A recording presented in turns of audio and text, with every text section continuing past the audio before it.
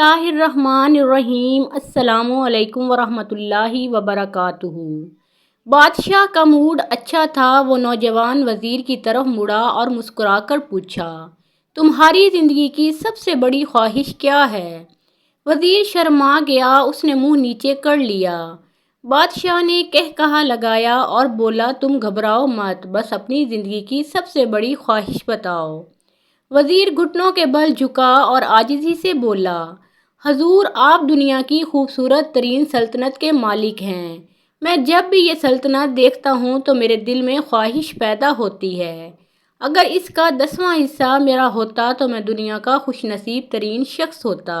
بادشاہ نے کہا لگایا اور بولا، میں اگر تمہیں اپنی آدھی سلطنت دے دوں تو؟ وزیر نے گھبرا کر دیکھا اور عاجزی سے بولا، بادشاہ سلامت، یہ کیسے ممکن ہے؟ میں اتنا خوش قسمت کیسے ہو سکتا ہوں؟ بادشاہ نے فوراً 2 احکامات لکھنے کا حکم دیا۔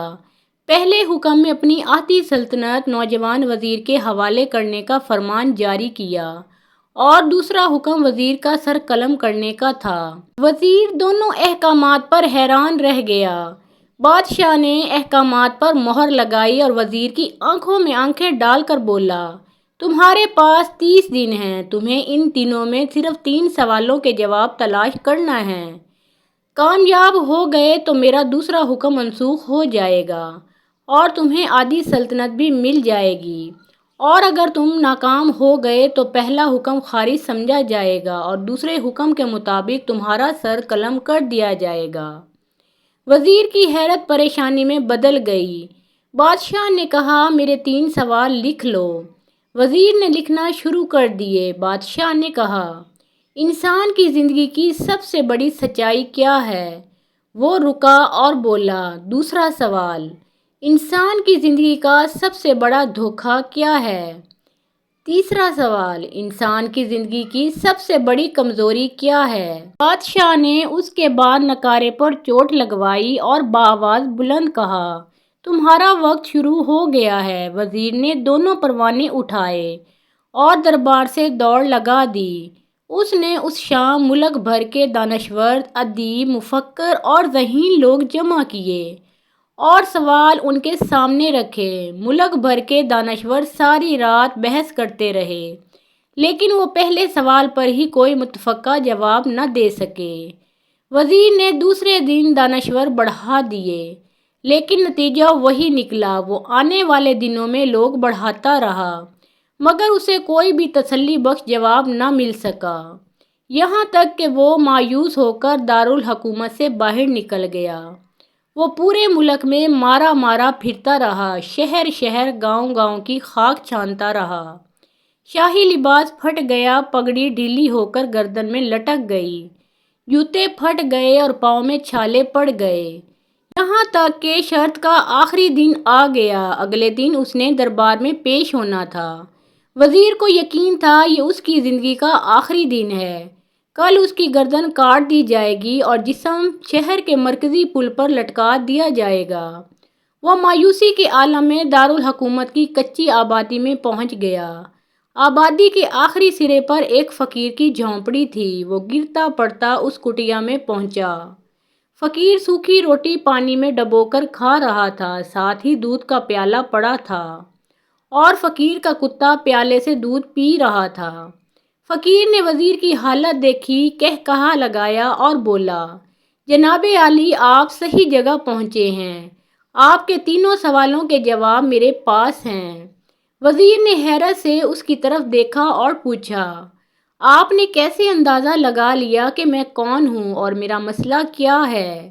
فقیر نے سوکھی روٹی کے ٹکڑے چھابے میں رکھے اور مسکرایا، اپنا بوریا اٹھایا اور وزیر سے کہا، یہ دیکھیے، آپ کو بات سمجھ آ جائے گی۔ وزیر نے جھک کر دیکھا، بوریے کے نیچے شاہی خلعت بچھی تھی۔ یہ وہ لباس تھا جو بادشاہ اپنے قریب ترین وزراء کو عنایت کرتا تھا۔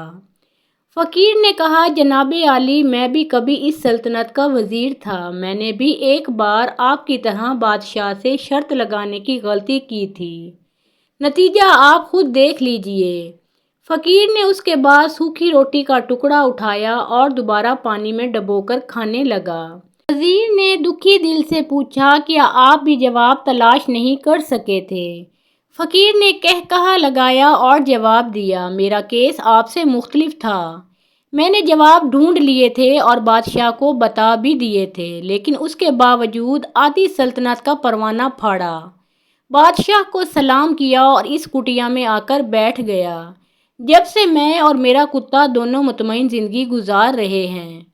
وزیر کی حیرت بڑھ گئی، لیکن یہ سابق وزیر کی حماقت کے تجزیے کا وقت نہیں تھا۔ جواب معلوم کرنے کی گھڑی تھی، چنانچہ اس نے فقیر سے پوچھا، کیا آپ مجھے میرے سوالوں کے جواب دے سکتے ہیں؟ فقیر نے ہاں میں گردن ہلا کر جواب دیا۔ میں پہلے 2 سوالوں کا جواب مفت دوں گا، لیکن تیسرے جواب کے لیے تمہیں قیمت ادا کرنا ہوگی۔ وزیر کے پاس شرط ماننے کے سوا کوئی چارہ نہیں تھا، اس نے فوراً ہاں میں گردن ہلا دی۔ فقیر بولا، دنیا کی سب سے بڑی سچائی موت ہے۔ انسان کوئی بھی ہو، کچھ بھی ہو، وہ اس سچائی سے نہیں بچ سکتا۔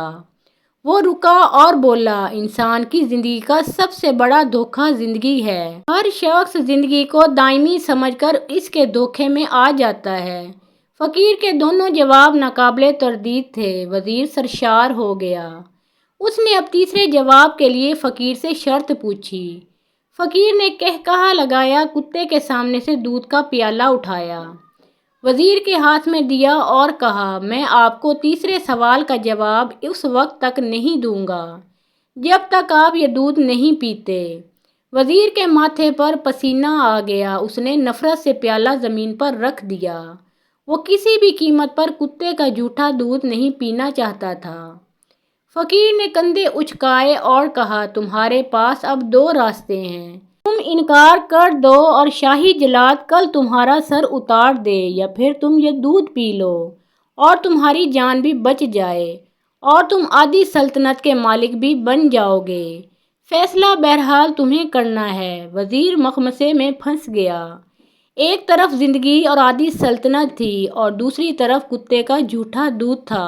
وہ سوچتا رہا یہاں تک کہ جان اور مال جیت گیا۔ وزیر نے پیالہ اٹھایا اور ایک ہی سانس میں دودھ پی گیا۔ فقیر نے کہا لگایا اور بولا، میرے بچے، انسان کی سب سے بڑی کمزوری غرض ہوتی ہے، جو کتے کا جھوٹا دودھ تک پینے پر مجبور کر دیتی ہے، اور یہ وہ سچ ہے جس نے مجھے سلطنت کا پروانہ پھاڑ کر اس کٹیا میں بیٹھنے پر مجبور کر دیا۔ میں جان گیا تھا، میں جوں زندگی کے دھوکے میں آؤں گا، میں موت کی سچائی کو فراموش کرتا جاؤں گا، اور میں موت کو جتنا فراموش کرتا رہوں گا، میں اتنا ہی غرض کی دلدل میں دھنستا چلا جاؤں گا، اور مجھے روز اس دلدل میں سانس لینے کے لیے غرض کا غلیظ دودھ پینا پڑے گا۔ لہٰذا میرا مشورہ ہے، زندگی کی ان تینوں حقیقتوں کو جان لو، تمہاری زندگی اچھی گزرے گی۔ وزیر خجالت، شرمندگی اور خود ترسی کا تحفہ لے کر فقیر کی کٹیا سے نکلا اور محل کی طرف چل پڑا۔ وہ جوں محل کے قریب پہنچ رہا تھا، اس کے احساس شرمندگی میں اضافہ ہو رہا تھا، اس کے اندر ذلت کا احساس بڑھ رہا تھا۔ وہ اس احساس کے ساتھ محل کے دروازے پر پہنچا۔